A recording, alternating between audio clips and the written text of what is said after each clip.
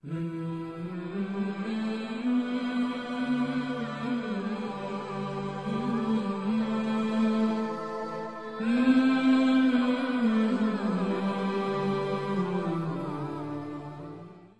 باللہ من الشیطان الرجیم بسم اللہ الرحمن الرحیم الحمدللہ رب العالمین۔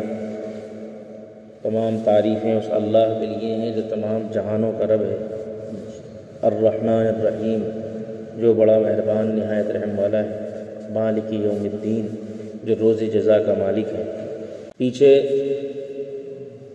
بات آئی تھی کہ اللہ تعالیٰ نے قرآن کریم میں جو شروعات کی ہے سورہ فاتحہ کے ذریعے سے، تو سورہ فاتحہ قرآن کریم کی پہلی سورت ہے جو مکمل نازل ہوئی ہے۔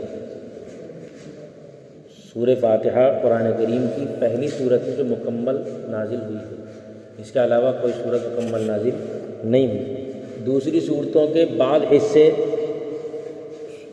نازل ہوئے ہیں، جیسے اقرأ بسم ربک الذی خلق کی 5 آیتیں نازل ہوئی ہیں، اس سے پہلے نازل ہوئی ہیں، لیکن سب سے پہلی نازل ہونے والی تو وہی اقرأ ہی ہے۔ اس کے علاوہ بھی اس سے پہلے کی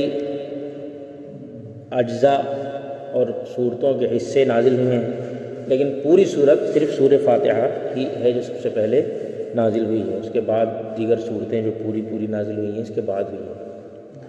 پھر دوسری چیز اس میں یہ آئی کہ سورہ فاتحہ ام الکتاب ہے۔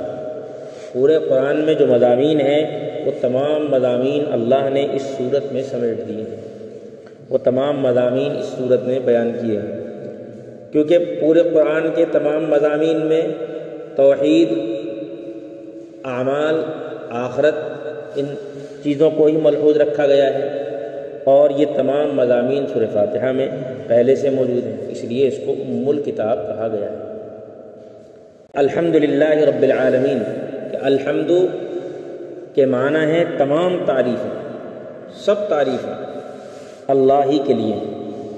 الحمد کے معنی میں یہ بات آئے گی کہ دنیا میں جو کچھ بھی نظام، کائنات کا جو نظام، کسی بھی طرح کا جو کچھ دکھ رہا ہے وہ سب کچھ اللہ کا بنایا ہوا ہے، لہذا اس دنیا کی جس جز کی، جس خوبصورتی کی، جس قوت کی جو بھی تعریف ہوگی وہ حقیقت میں اللہ ہی کی ہوگی، وہ حقیقت میں اللہ ہی کی ہوگی۔ اس لیے الحمد کا لفظ یہ ہمیں بتاتا ہے کہ دنیا میں ہر تعریف اللہ کی ہے۔ آدمی چاہے دوسروں کی تعریف کرے، چاہے دوسروں کی خوبیاں کسی خاص کام کی وجہ سے بیان کرے، لیکن حقیقت میں وہ خوبی ہوگی اللہ ہی کی۔ کیوں؟ اس لیے کہ جیسے مثال کے طور پر آپ یہ دیکھیں کہ ایک تصویر بنانے والا تصویر بناتا ہے، تصویر میں وہ یہ کوئی بھی، آج تو پینٹنگ کو بھی بہت اعلیٰ درجے پر پہنچا دیا گیا، 3D پینٹنگ کی ایسے سسٹم شروع ہوئے کہ آدمی روڈ پہ یعنی زمین پہ بلڈنگ بنا دے، دور سے دیکھنے والوں کو ایسا لگے جیسے بلڈنگ کھڑی ہے، وہ لیکن نہیں ہوتی، بس ایک تصویر ہوتی ہے۔ تو اس طرح سے اب یہ جو تصویر بنانے پر آپ تصویر کی تعریف نہیں کر رہے، بلکہ تصویر بنانے والے کی، حقیقت میں ایوارڈ کس کو ملتا ہے؟ بنانے والے۔ جب تصویر پسند کی جاتی ہے تو حقیقت میں ایوارڈ کس کو ملتا ہے؟ بنانے والے۔ تو ایسے ہی دنیا کا جو یہ نظام ہے، کائنات کی ہر چیز کہ خوبصورت بنانے کے لیے اللہ نے آسمان کو آسمان میں ستارے سجائے، یہ تو میں ایک اصطلاح استعمال کر رہا ہوں خوبصورت بنانے کے لیے، ورنہ اللہ تعالیٰ کا صرف خوبصورت دکھانا ہی، ستاروں کو بنانے سے مقصد نہیں ہے، یہ تو خوبصورت تو اپنے آپ ہی لگ گیا۔ سورج بنایا، چاند بنایا، زمین بنائی، پانی بنائے، پانی کا نظام چلایا، پہاڑ بنائے، یہ سب چیزیں ہم تعریف کرتے ہیں، بڑا خوبصورت درخت ہے، بڑی بہترین خوشبو ہے اس پھول کی، اور بڑا میٹھا ہے یہ پانی، اور بڑا لذیذ ہے یہ پھل۔ تو یہ سب تعریفیں ہم کر رہے ہیں پھل کی، لیکن حقیقت میں وہ اللہ کی ہو رہی ہے۔ اس لیے جب ہم نے قرآن شروع کیا تو سب سے پہلی چیز اللہ نے ہمیں سکھائی الحمدللہ رب العالمین، کہ تمام تعریفیں اللہ ہی کے لیے۔ اس لیے اللہ تعالیٰ نے بات بیان فرمائی کہ قرآن کریم اللہ کے نبی علیہ الصلوۃ والسلام نے بیان فرمایا کہ سورہ فاتحہ، نماز یعنی نماز کا لفظ استعمال کیا، مسلم کی حدیث ہے، نماز یعنی سورہ فاتحہ میرے اور میرے بندوں کے درمیان تقسیم ہے۔ اس پر ہم نے یہ بتایا کہ اس کے پہلے 3 آیتیں اللہ کے لیے ہیں اور 1 آیت بندوں اور اللہ کے درمیان ہے، اور بعد کی 3 آیتیں صرف بندوں کے لیے۔ اس پر اللہ کے نبی علیہ الصلوۃ والسلام نے فرمایا کہ ہر آیت پر جب آپ سورہ فاتحہ پڑھتے ہیں الحمدللہ رب العالمین کہتے ہیں، اس پر اللہ فرماتا ہے کہ بندے نے میری تعریف کی، اس پر اللہ جواب دیتا ہے الرحمن الرحیم پڑھتے ہیں، اس پر اللہ جواب دیتا ہے بندے کو اثنا علی عبدی، میرے بندے نے میری تعریف کی، مالک یوم الدین، اس پر بھی اللہ تعالیٰ جواب دیتا ہے مجدنی عبدی، پھر اللہ بندہ کہتا ہے ایاک نعبد و ایاک نستعین، اس پر اللہ فرماتا ہے کہ یہ میرے اور میرے بندے کے درمیان ہے، ولی ما سأل ھذا بینی و بین عبدی ولی ما سأل، یہ میرے اور میرے بندے کے درمیان اور میرے بندے کے لیے وہ ہے جو وہ طلب کرے گا۔ پھر آگے اللہ نے یہ بات کہہ دی کہ ولی ما سأل، اب جو بندہ مجھ سے مانگے گا میں اس کو عطا کروں گا، کیونکہ آگے سے دعا شروع ہو رہی ہے، اہدنا الصراط المستقیم صراط الذین انعمت علیہم غیر المغضوب علیہم ولا الضالین، کہ ہمیں سیدھے راستے پر چلا، نیک لوگوں کے راستے پر چلا، گمراہوں کے راستے سے اور بے راہ سے ہٹے ہوئے لوگوں کے راستے سے ہماری حفاظت فرمائے۔ دعا مانگی گئی، یہاں پر اللہ تعالیٰ فرماتا ہے کہ یہ میرے بندے کے لیے ہے اور میرا بندہ جو مجھ سے مانگے گا میں اس کو عطا کروں گا۔ پھر ہمیں یہاں آمین کے فضائل سنائے گئے کہ جب الضالین آپ کہیں تو اس کے ساتھ ساتھ آمین بھی کہہ لیں، تنہا نماز پڑھیں تب بھی، بیٹھ کر تلاوت کر رہے ہو تب بھی، امام تلاوت کر رہا ہو اس کی آواز آ رہی ہو تب بھی آپ آمین کہیں۔ امام کے ساتھ جب آپ آمین کہیں گے تو امام کی آمین کے بعد امام کے والضالین کے بعد فرشتے آمین کہتے ہیں، اور جب آپ کی آمین فرشتوں کی آمین کے ساتھ مل جائے تو دعا قبول ہو جائے گی۔ اس لیے اللہ تعالیٰ نے ہمیں اس بات کا حکم دیا۔ اللہ کے نبی علیہ الصلوۃ والسلام نے حدیث بیان فرمائی، تو اس سے پتہ چلتا ہے کہ اس سورت کی کتنی فضیلت، کتنی اہمیت ہے۔ اس لیے ہم قرآن نماز جب پڑھیں نا تو نماز میں ہم اسی طرح پڑھیں، سکون سے، خاص طور پر پہلے کی آیتوں کو تو ہم بالکل نہ ملائیں، الحمدللہ رب العالمین الرحمن الرحیم مالک یوم الدین، کیونکہ جب ہمارے سامنے یہ بات آ چکی ہے کہ اللہ کی طرف سے ہر آیت پر جواب مل رہا ہے تو ہم اس جواب کو محسوس کریں۔ ہمیں آواز نہیں آئے گی لیکن انسان کا احساس اس لذت کو پیدا کرے گا۔ ہم اللہ کے سامنے کھڑے ہوئے ہیں، ہمیں حکم دیا گیا ایسے نماز پڑھو جیسے اللہ کو دیکھ رہے ہو، محسوس کرنے کو تو کہا گیا، دیکھ تو کوئی سکتا ہی نہیں۔ دنیا میں تو اللہ کے نبی علیہ الصلوۃ والسلام نے دیکھا یا نہیں دیکھا اس میں بھی بہت اختلاف ہے، معراج میں جب آپ تشریف لے گئے ہیں، لیکن اب عام انسان کیسے دیکھ سکتا ہے؟ تو کہا محسوس کرو۔ کیوں؟ اس لیے کہ جب تم یہ محسوس کرو گے تو اللہ تمہارے اندر یہ شعور پیدا کر دے گا کہ تم نماز کی نیت باندھو گے اور اللہ کو اپنے سامنے کھڑا پاؤ گے۔ جیسے حضرت عمر رضی اللہ عنہ کا واقعہ ہے کہ گشت کے لیے نکل رہے تھے، اندر دودھ کے بارے میں ایک عورت نے کہا کہ پانی میں دودھ ملا دے، کہا امیر المومنین کا حکم ہے دودھ میں پانی ملانے کی اجازت نہیں ہے، کہا امیر المومنین کوئی دیکھ رہے ہیں؟ کہیں اللہ تو دیکھ رہا ہے۔ یہ شعور اور یہ احساس، یہی ایمان ہے، یہی ایمان ہے کہ اللہ کے موجود ہونے کا ہر جگہ پر انسان کے دل میں ایسا یقین ہو کہ جو اس کو نیکی پر ابھارے اور گناہ سے دور کرے۔ تو یہ شعور پیدا کرنا ہے۔ اب اسی کی پریکٹس ہے، آپ جب نماز پڑھیں تو الحمدللہ رب العالمین پر یہ محسوس کریں کہ اللہ نے مجھے جواب دیا ہے، الرحمن الرحیم پر۔ اگر ہر نماز میں ایسا نہ ہو تو کم سے کم ایک نماز سے پریکٹس ہی کی جائے، روزانہ 2 رکعت نماز اسی نسبت سے اور اسی نیت سے پڑھی جائے کہ ہم اللہ کے نبی علیہ الصلوۃ والسلام نے نماز کو جیسا پڑھنے کا حکم دیا ہے ہم ویسا پڑھنے کی پریکٹس کر رہے ہیں۔ پھر جب آپ کوشش کریں گے تو اللہ پڑھنا بھی سکھا دے گا، کہ ہم تو سیکھنے والے ہیں اور سیکھنے کی کوشش کرتے رہیں گے۔ ممکن ہے اس کی برکت سے اللہ تعالیٰ ہماری ناقص نمازوں کو کامل شمار فرما لے، ہماری کمیوں والی نمازوں کو مکمل نماز شمار فرما لے۔ تو یہ ہمیں گویا ایک طریقے سے اللہ کے نبی علیہ الصلوۃ والسلام بتا رہے ہیں کہ حکم تو نہیں دے رہے کہ ایسے پڑھو، لیکن علماء نے یہی کہا ہے کہ 7 آیتیں ہیں، 7 آیتوں کو 7 سانس میں پڑھو، یہ بہتر ہے۔ لازم یا واجب یا ضروری نہیں ہے، یعنی نہ پڑھنے والا گناہ گار نہیں ہے، لیکن افضل ہونے کے خلاف ہے۔ ہم نے یہ علماء سے سنا بھی ہے اور پڑھا بھی ہے، اچھا بزرگوں کے عمل میں بھی دیکھا ہے، تاکہ تراویح میں بھی ہم نے دیکھا ہے۔ آخر میں جو اہدنا الصراط المستقیم صراط الذین انعمت علیہم، اس کو تو خیر ملاتے ہوئے ہم نے بہت دیکھا، لیکن باقی آیتوں کو بہت سکون سے ہر آیت پر رک کر پڑھتے ہوئے ہم نے بزرگوں کو سنا ہے۔ تو سورہ فاتحہ کو ہم اسی طرح پڑھنے کی کوشش کریں۔ اب اس میں الحمدللہ رب العالمین، تو یہ تمام تعریفیں اللہ کے لیے ہیں۔ کیوں ہے اللہ کے لیے؟ کیونکہ اللہ ہی تو اس کا بنانے والا ہے، اللہ ہی تو اس کا بنانے والا ہے، اس کائنات کا بنانے والا اللہ ہی تو ہے۔ جب اللہ ہی ہے تو اللہ ہی کے لیے ہے۔ اور دنیا میں گویا یہاں یہ بات بھی ثابت کر دی گئی کہ تمام تعریفیں اللہ کے لیے ہیں۔ کس بنیاد پر؟ کیونکہ اس نے بنایا ہے، کیونکہ اس نے بنایا ہے۔ تو اس طرح ہمیں یہ بھی بتا دیا گیا کہ بنانے والا اللہ ہے، بنانے والا اللہ ہے۔ خوشبو پھل میں ذائقہ، پھول میں خوشبو، اور آسمان میں اب اس کا چاند کا نکلنا، سورج کا نکلنا، ستاروں کا نکلنا، اور ستاروں کے ذریعے سے موسموں کا پہچاننے کی صلاحیت دینا، اور سورج کی روشنی۔ اب دیکھیے اس موسم میں سورج ہمارے لیے کتنا اہم ہے۔ جس دن سورج نکل جاتا ہے اس دن گھروں میں کپڑوں کی لائن لگ جاتی ہے کہ آج بھی سورج نکل گیا، کپڑے دھو لیے گئے، کیونکہ سوکھنے کا موقع نہیں ملتا۔ اس موسم میں آ کر پتہ چلتا ہے کہ دھوپ کتنی اہم ہے۔ گرمیوں میں بھی بعض اوقات دھوپ کی بہت ضرورت ہوتی ہے۔ نئے پیدا ہونے والے بچے کے لیے کہا جاتا ہے کہ صبح کی دھوپ دکھاؤ، کیونکہ اس سے اس کے جسم میں تازگی اور قوت پیدا ہوگی۔ اور عام آدمی کے لیے بھی صبح کی دھوپ مفید اور مناسب ہے، اس لیے صبح کے وقت میں دھوپ، ہلکی ہلکی دھوپ میں چہل قدمی کرنے میں کوئی حرج نہیں ہے، گرمی کے موسم میں بھی۔ تو یہ اللہ کی ہر چیز ایک نعمت ہے، اور ہر چیز کے پیچھے اللہ ہے، اللہ کی قدرت ہے۔ تو یہ بتایا گیا کہ یہ تمام تعریفیں اللہ کے لیے کیوں ہیں؟ اس لیے ہے کہ بنانے والا اللہ ہے۔ پھر اللہ تعالیٰ نے فرمایا رب العالمین، اپنی صفت ذکر فرمائی کہ جو عالموں کا رب ہے، عالموں کا، تمام جہانوں کا رب ہے۔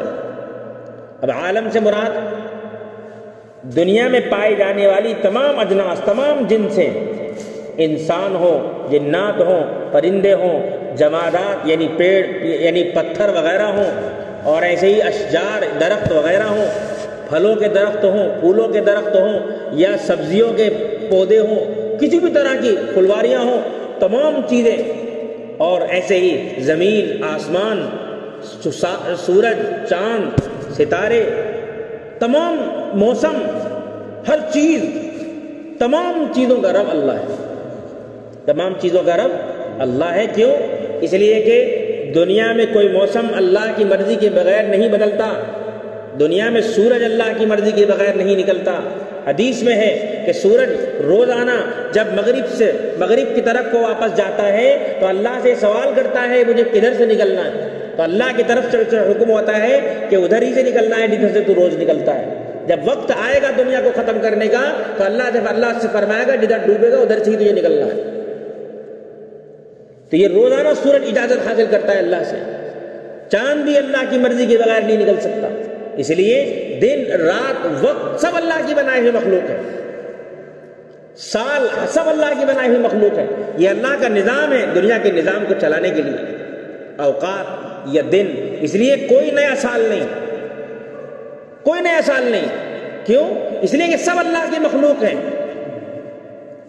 آپ کو اللہ نے یہ دکھایا کہ دیکھو نیا سال اگر شروع ہو رہا ہے تو آپ یہ احساس کرو کہ آپ کی زندگی کا ایک سال ختم ہو گیا، بلکہ روز تم یہ احساس کرو کہ پچھلا دن نکل گیا، بلکہ ہر لمحے تم یہ احساس کرو پچھلا لمحہ نکل گیا۔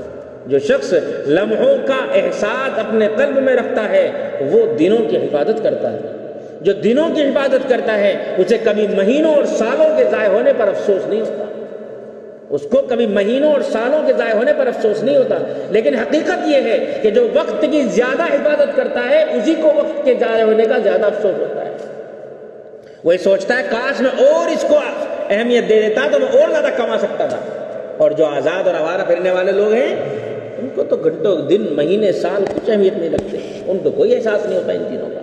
کہتے نہیں جو لوگ محنت کرنے کے عادی ہوتے ہیں، جو لوگ پڑھتے ہیں ان کا ٹائم ٹیبل ہوتا ہے، وہ منٹ کا حساب رکھتے ہیں، وہ کھاتے کھاتے پڑھتے ہیں، پڑھتے پڑھتے کھاتے ہیں، انہیں کھانے کے لیے بھی ٹائم نہیں ہوتا۔ جو لوگ شوقین ہوتے ہیں وہ یہ سوچتے ہیں کہ اللہ تو نے میرے اندر یہ بھوک کیوں رکھی ہے، مجھ میں بھوک نہ ہوتی تو میں یہ کام بھی اس وقت بھی اسی کام میں لگاتا۔ تو یہ تمام چیزیں اللہ کی بنائی ہوئی ہیں اس لیے کہ یہ عالم میں آتی ہیں۔ اب کتنے عالم ہیں؟ عالمین کا لفظ اللہ نے استعمال کیا، کتنے عالم ہیں؟ کچھ بھی ممکن ہے۔ حضرت امام رازی رحمۃ اللہ علیہ نے یہ بات لکھی ہے کہ اس عالم کے علاوہ دوسرے بہت سے عالموں کا ہونا دلیل عقلی سے ثابت ہے، اب وہ دلیل عقلی مجھے نہیں مل سکی، اس لیے میں اسے بلال بتا نہیں سکتا، مل گئی تو میں آپ کو بتا دوں گا انشاءاللہ۔ اس میں تفصیلات ہوں گی یقیناً، بہت لمبا موضوع ہے یہ، عقل کے اعتبار سے بہت سی چیزوں کو ثابت کرنا، لیکن وہ آج سے 700-800 سال پہلے اس دنیا کے علاوہ دیگر دنیاؤں کا وجود ثابت کر رہے ہیں، اور آج سائنس نے سب کچھ بتا دیا، ساری چیزیں ہمارے سامنے کھول کر رکھ دی، چاند اور چاند کے آس پاس اور پورے خلا اور یہ اسپیس اور یہ فلاں سب چیزیں ہمارے سامنے سائنس نے کھول کر رکھ دی۔ آج ترقی ہے، اس زمانے میں ترقی نہیں تھی، پھر بھی اس زمانے کے لوگوں نے تمام چیزیں جو آج دنیا کھول کے سامنے کر رہی ہے اس کو کسی نہ کسی درجے میں پچھلے زمانے کے علماء نے واضح کر دیا۔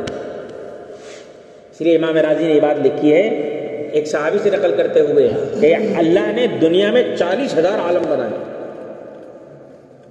اللہ نے دنیا میں 40,000 عالم بنائے ہیں، اور یہ دنیا مشرق سے مغرب تک ایک عالم ہے، مشرق سے مغرب تک ایک عالم ہے، اور پھر ان عالموں میں کون لوگ رہتے ہیں؟ ہو سکتا ہے انسان ہی رہتے ہو۔ اب بہت سے لوگ یہ بھی کہہ سکتے ہیں کہ بھئی انسان رہتے ہوں گے تو ان عالموں میں، اب یہاں سے جب سائنٹسٹ لوگ اپنی سواریوں میں اسپیس شپ میں بیٹھ کر اوپر جاتے ہیں تو وہ آکسیجن وغیرہ ساتھ لے کے جاتے ہیں، تو انسان یہ سوال کرتا ہے کہ جب آکسیجن یہاں کے لوگ لے کر جاتے ہیں تو وہاں آدمی رہے گا کیسے؟ سانس کیسے آئے گا؟ تو انسان کا وجود وہاں کیسے ہو سکتا ہے؟ تو جو اللہ اس دنیا میں انسان کو رکھ سکتا ہے تو کیا وہ اللہ دوسرے عالم میں انسان کو نہیں رکھ سکتا؟ جو اللہ مچھلی کو پانی کے اندر پال سکتا ہے کہ ہم پانی کے ہلکے سے یعنی تھوڑی دیر بھی اگر ہم پانی میں سر رکھنے پر مجبور ہو جائیں تو ہم پریشان ہو جاتے ہیں۔ بلکہ آپ یہ دیکھیے، اگر آپ سردی میں نہا رہے ہوں اور آپ اس کے ٹیوب ویل کے پائپ کے نیچے کھڑے ہو جائیں تو دم تک اٹھنے لگتا ہے ایک دم، لیکن نہانے میں مزہ آتا ہے اس لیے آدمی نہاتا ہے۔ تو جو اللہ مچھلی کو پانی کے اندر سانس دیتا ہے اس کا بھی ایک سسٹم ہے۔ میں نے کل یہ بات جو ہے ویڈیو میں دیکھی کہ وہ بھی اللہ نے اس کے اندر کا یہ نظام بنایا ہے کہ وہ پانی کو اندر سے لے کر گلفڑوں کے ذریعے نکالتی ہے، اور یہی اس کے سانس لینے کا سسٹم ہے، یہی اس کے سانس لینے کا سسٹم ہے۔ اللہ تعالیٰ نے اتنے سارے عالم بنائے، ان تمام عالموں میں اچھا ہمیں ضرورت کیا ہے ان عالموں کے اختلاف میں، ان عالموں کے چکر میں پڑنے کی؟ لیکن چونکہ یہ چیزیں چلتی ہیں اس لیے میں نے اس چیز کو ذکر کر دیا بہت زیادہ کہ جو ہے چاند میں، اب تو ایک صاحب نہیں بتا رہے تھے بلکہ بتایا کہ جو ہے ایلون مسک صاحب جو ہے زمین بیچ رہے ہیں، چاند پہ زمین خریدنی ہو کسی کو تو خرید لو، زمینیں خریدی جا رہی ہیں آج چاند پہ کہ بھائی ہم جا کے وہاں رہیں گے چاند پہ۔ تو یہ چیزیں ہیں، اچھا ہمیں ان چیزوں کے چکر میں پڑنا نہیں ہے کیونکہ ہم تو چاند سے اوپر کے لوگ ہیں انشاءاللہ، ہم تو پتہ نہیں کہاں جا کے اللہ نے ایک بہترین ہم سب کو اللہ ٹھکانہ نصیب کرے، اللہ ہم سب کا خاتمہ ایمان پر فرمائے۔ بہرحال لیکن اگر سائنس کسی چیز کو ثابت کر رہی ہے اور سائنس کوئی چیز ہمارے سامنے کھول کر پیش کر رہی ہے تو اگر وہ چیز ہمارے قرآن اور ہمارے حدیث اللہ کے نبی علیہ الصلوۃ والسلام کی بتائی ہوئی تعلیمات کے خلاف نہیں ہے تو اس کو ماننے میں کوئی حرج بھی نہیں ہے، کیونکہ اس سے مومن کے ایمان میں اضافہ ہوگا۔ کیوں؟ اس لیے کہ تمام چیزوں کا وجود دینے والا کون ہے؟ اللہ ہے۔ کہ آج میں سوچ رہا تھا کہ اللہ نے یہ چیز بنائی ہے لیکن دیکھو اتنا خوبصورت، آپ جو ہے چڑیا گھر میں چلے جائیں، مچھلیاں دیکھیں، آپ چڑیا گھر میں چلے جائیں، عجیب قسم کے سانپ اور عجیب قسم کے پرندے اور عجیب قسم کے پھول۔ ہم لکھنؤ میں گئے، ایک تتلی پارک کے نام سے ہے، ہم نے ٹکٹ تو اس چکر میں لے لیا کہ تتلی پارک ہے، ہم نے سمجھا شاید تتلیاں ہوں، اور اندر جو پہنچے تو میں نے جو وہاں کام کر رہے تھے ان سے پوچھا بھائی تتلیاں کہاں ہیں آپ؟ تو وہ کہنے لگے کہ نہیں یہاں تو کوئی تتلیاں نہیں، دیکھ لو ہوں گی۔ میں نے کہا بھائی آپ یہاں رہ رہا آپ کو پتہ نہیں؟ تو ہنسنے لگا۔ پھر میں کہنے لگا ہو سکتا ہے یہاں پھول خوب ہیں تو تتلیاں بہت آتی ہو، تو انہوں نے ٹکٹ لگا دیا کہ بھائی تتلیوں کو پھولوں پر دیکھنے کے لیے آپ آئیے۔ تو وہاں واقعی پھول ایک سے ایک خوبصورت پھول، خوشبو تو محسوس نہیں ہوئی لیکن آدمی دیکھے تو دیکھتا رہ جائے، اتنا خوبصورت اور اتنے خوبصورت مچھلیاں اور عجیب قسم کی مچھلیاں اور ایسے پیڑ پودے، یہ تمام چیزیں کس کی بنائی ہوئی ہیں؟ اللہ کی۔ مومن کے ایمان میں ان تمام چیزوں کو دیکھ کر اضافہ ہوتا ہے، مومن کے ایمان میں ان تمام چیزوں کو دیکھ کر اضافہ ہوتا ہے۔ اس لیے لوگ کہتے ہیں، علماء نے کہا ہے کہ سائنسداں دنیا کو اللہ کو پہچاننے کے لیے نہیں دیکھتے، وہ تو اپنا علم بڑھانے کے لیے دیکھتے ہیں، اس لیے ان کو ہدایت نہیں ملتی۔ جو شخص دنیا کی چیزوں میں اور اللہ کی وجود دی ہوئی ان تمام کائنات کی چیزوں میں اللہ کو پہچاننے کے لیے غور کرے تو اس کے ایمان میں یقیناً اضافہ ہوگا، یقیناً اضافہ ہوگا۔ تو عالم ایک ہمارا یہ عالم ہے، اس کے علاوہ بہت سے عالم ہیں، ہمارے سامنے انکار کی کوئی وجہ نہیں ہے اور بلا وجہ اس کے تذکرے کی کوئی وجہ نہیں ہے۔ جب تک اللہ نے عالمین کہا ہے تو یقیناً بہت سے عالم ہوں گے، اور جتنے بھی عالم ہوں گے سب کا مالک اللہ ہی ہے۔ جو بھی ہے، جب سے ہے، جب تک رہیں گے تب تک اس کا مالک اللہ ہی ہوگا۔ ایک درجے میں ہمیں اللہ نے طاقت دے رکھی ہے، ملکیت دے رکھی ہے، مگر اس ملکیت کی کوئی حیثیت نہیں ہے۔ یہ رب العالمین، اللہ رب ہے ان تمام عالموں کا۔ ان تمام عالموں میں پائی جانے والی چیزوں کو جب جس چیز کی ضرورت ہے وہ تمام چیزیں اللہ مہیا کرتا ہے، اس لیے اس کو رب کہا جاتا ہے، اس لیے اس کو رب کہا جاتا ہے۔ ہمیں کب پانی کی ضرورت ہے، کب بھوک کی ضرورت ہے، کب ہمیں کھانا کھانا چاہیے، کب نہیں کھانا چاہیے، کھانے کے بعد اسے پچانے کی ہمیں کس طرح ضرورت ہے، یہ تمام نظام اللہ نے بنا رکھا ہے۔ اس لیے اللہ ہمارا رب ہے۔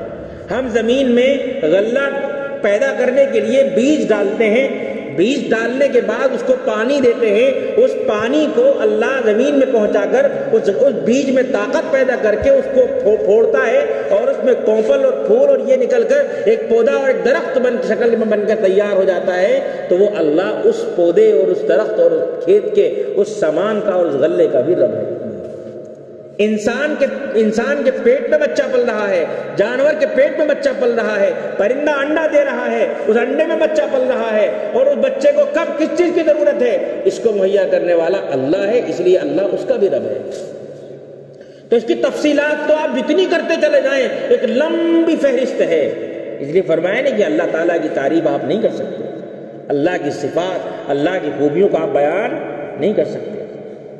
لو کان البحر مدادا لکلماتی، اگر سمندروں کو اللہ کی تعریف کے لکھنے کے لیے سیاہی بنا دی جائے، اور لکھنے والے جب سے پیدا ہوئی دنیا بنی ہے، یعنی ایک عالم کے بقول سارے فرشتے، سارے نبی، سارے انسان سب لگ جائیں، اور جب سے دنیا بنی ہے اور جب تک رہے گی تب تک لکھتے رہیں تو قلم ٹوٹ جائیں، سیاہی ختم ہو جائے، کاغذ ختم ہو جائیں، لیکن اللہ کی تعریف بیان نہ کی جا سکے۔ تو یہ تفصیلات تو چاہیں جتنی کر لو، لیکن حقیقت یہ ہے کہ اللہ کی تعریف حق ادا نہیں ہو سکتا۔ لیکن بہرحال تعریف کرنا یہ ہمارے ایمان کو بڑھانے کا سبب ہے۔ جتنا بھی آپ غور کریں گے، کبھی کبھی آپ دیکھتے ہیں، آپ شہد کی مکھی کے تعلق سے آپ پڑھنا شروع کریں، ہم ایک دیکھتے ہیں شہد کی مکھی شہد لاتی ہے اور شہد لا کر ہمیں دے دیتی ہے، ہم اس کو توڑتے ہیں اور شہد کا استعمال کرتے ہیں، لیکن اگر اس پر باریکی سے غور کریں تو آپ کے دل سے اللہ نکلے گا اگر آپ واقعی مومن ہیں۔ چھوٹی چھوٹی چیزوں، انسان کیسے سانس لیتا ہے، ایک دن ایک ویڈیو میں دیکھ رہا تھا تو اس میں یہ دکھایا جا رہا تھا کہ عورت کے چھاتیوں سے دودھ بچے کے منہ میں کس طرح نکل کر جاتا ہے، اور اس میں ایک چیز یہ سمجھائی گئی تھی کہ جو چھاتی میں دودھ آ رہا ہے، ایک طرف تو عورت کی صحت کا دخل ہے، دوسری طرف اس کے دماغ کے توازن کا دخل ہے۔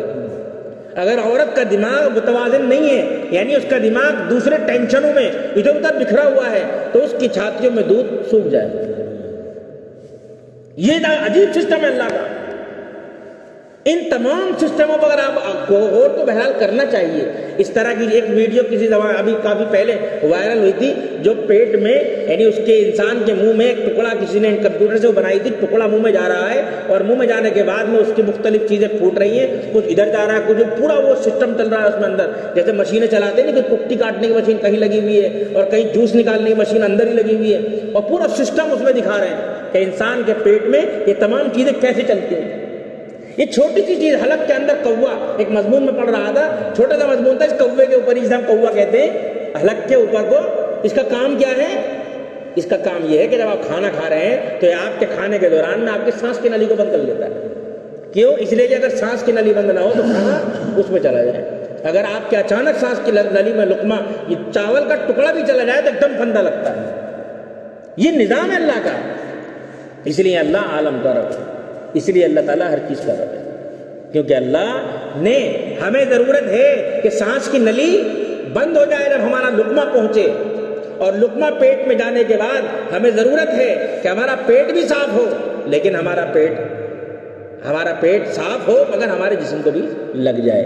تو کون سی چیز لگنے والی ہے, کون سی چیز نقصان دینے والی ہے, کون سی چیز نکلنے والی ہے, اس کو الگ الگ کر کے خون دینا اور باڈی کا حصہ بنانا, بال اگانا اور دانتوں کو طاقت دینا, یہ تمام چیزیں اسی غذا کے ذریعے جو آپ پیٹ میں لے جا رہے ہیں, اسی غذا کے ذریعے پورے جسم کو اللہ تعالیٰ غذا دے رہا ہے. جس حصے کو جتنی غذا کی, جس طریقے کی غذا کی ضرورت ہے, وہ اس غذا کے ذریعے سے اللہ پہنچا رہا ہے, کیونکہ وہ رب ہے, کیونکہ وہ رب ہے. تو رب کا مطلب یہ ہے کہ لوگوں کو جب جس چیز کی, انسانوں نہیں بلکہ عالم کی چیزوں کو جب جس چیز کی ضرورت ہے ان کو وہ مہیا کرنے والا کون ہے؟ اللہ ہے, کیونکہ وہ رب ہے. الحمدللہ رب العالمین. تمام دیشیں ویسے بھی بول دینا چاہیے, جیسے ہم کہتے ہیں نا الحمدللہ, تو ہم یوں کہتے ہیں الحمدللہ رب العالمین. اپنے ایمان پر اور اپنے اعمال پر, تمام چیزوں پر اللہ کی تعریف آپ بیان کر دیں, انشاءاللہ اس پر بھی ہمیں نفع ہوگا. دوسری چیز ہے, دوسری آیت ہے الرحمن الرحیم. دو صفتیں اللہ نے بیان کی. الرحمن الرحیم, رحمان کے بارے میں ہم نے بتا دیا تھا, بڑا مہربان, یعنی اس کی رحمت جس کو وہ ذات جس کی رحمت عام ہو, جس کی رحمت ہر وقت ہر ایک پر ہو, جب سے دنیا بنی ہے اور جب تک دنیا رہے گی تب تک پائی جانے والی ہر مخلوق پر جس کی رحمت ہو وہ رحمان ہے. اس لیے رحمان صرف اللہ کی صفت ہے, کسی اور کی صفت بن نہیں سکتی, کسی اور کا نام رکھا نہیں جا سکتا. اور رحیم وہ ہے جس کی رحمت تام ہو, مکمل ہو. ایک انسان بھی رحمت مکمل کر سکتا ہے کہ ایک چور کو سزا دیے بغیر معاف کر کے چھوڑ دیا کہ مال بھی تیرا اور جا تجھے معاف کیا, استعمال کر مگر چوری مت کرنا. ایک وہ ہے کہ تجھے معاف تو کر دیا میں نے لیکن مال تجھے دینا پڑے گا, چل مال مت دے لیکن سزا تجھے دی جائے گی. آدھا معاف کرنا تو پورا بھی معاف کر سکتا ہے انسان, اور آدھا بھی معاف کر سکتا ہے. اللہ کے نبی علیہ الصلوۃ والسلام کی صفت اللہ نے قرآن میں بیان فرمائی, بالمؤمنین رؤوف الرحیم. تیسری آیت ہے مالک یوم الدین, جو روز جزا کا مالک ہے. مالک بعض قراءتوں میں ملک بھی یہ پڑھا جاتا ہے, ملک مالک بادشاہ. مالک یوم الدین جو روز جزا کا مالک ہے. مالک کسے کہتے ہیں؟ مالک اسے کہتے ہیں کہ جس کو کسی چیز پر جائز قبضہ حاصل ہو, جس کو کسی چیز پر جائز قبضہ حاصل ہو. جائز قبضے کا مطلب کیا ہوتا ہے؟ جائز قبضے کا مطلب یہ ہوتا ہے کہ وہ کسی کا چھین کر, کسی کا لوٹ کر, چرا کر یا دھوکے سے حاصل نہ کیا گیا. تو اللہ کو تو ہر چیز پر جائز قبضہ حاصل ہے, وہ جب جس میں جس طرح چاہے تصرف کرے اسے پورا حق ہے. مالک یوم الدین, اللہ روز جزا کا مالک ہے. تو کیا آج کا مالک نہیں ہے؟ اللہ آج کا بھی مالک ہے, روز جزا کا بھی مالک ہے. لیکن کیا ہے, دنیا میں انسانوں کو اللہ نے کسی درجے میں قدرت بعض چیزوں پر دے رکھی ہے. آپ کے قدم ہیں, آپ جب چاہیں ہلا لیں اور جب چاہیں روک لیں. آپ جب چاہیں سو جائیں, جب چاہیں اٹھ جائیں, جب چاہیں کھا لیں, جب چاہیں نہ کھائیں, جب چاہیں سانس لیں, چاہے روک لیں. حالانکہ اس روکنے کے ارادے کے پیچھے بھی اللہ کا حکم ہے. ایک شخص حضرت علی کے پاس آیا اور آ کر اس نے کہا آپ کہتے ہو اللہ کے کرنے سب کچھ ہوتا ہے, یہ بات تو آپ کی زیادہ صحیح نہیں ہے. دیکھو میں بیٹھ گیا, وہ بیٹھ گیا, کہ دیکھو میں کھڑا ہو گیا. تو انہوں نے فرمایا کہ یہ تیرے بیٹھنے کے ارادے کے پیچھے ہی تو اللہ کا ارادہ ہے, تیرے اس کھڑے ہونے کے پیچھے ہی تو اللہ کا ارادہ ہے. تو نہیں چاہ سکتا جب تک اللہ تجھے بیٹھانا نہ چاہے. تو حالانکہ ہماری ہر ملکیت کے پیچھے, حقیقت میں مومن تو یہی یقین کرے گا, ہر ملکیت کے پیچھے اللہ ہی کی قدرت ہے, اللہ ہی کی ملکیت ہے. اللہ نے مالک بنا دیا ہے تبھی ہم مالک ہیں. اللہ چاہے تو اس ملکیت کو چھین لے. ٹھیک ہے, باقی تفصیلات انشاءاللہ لگتے ہوں گی. اللہ تعالی ہم سب کو عمل کی توفیق عطا فرمائے. اللہ ہم سب کو حقیقی ایمان نصیب فرمائے. سبحان اللہ وبحمدہ, سبحانک اللہم وبحمدک, ونشہد ان لا الہ الا انت.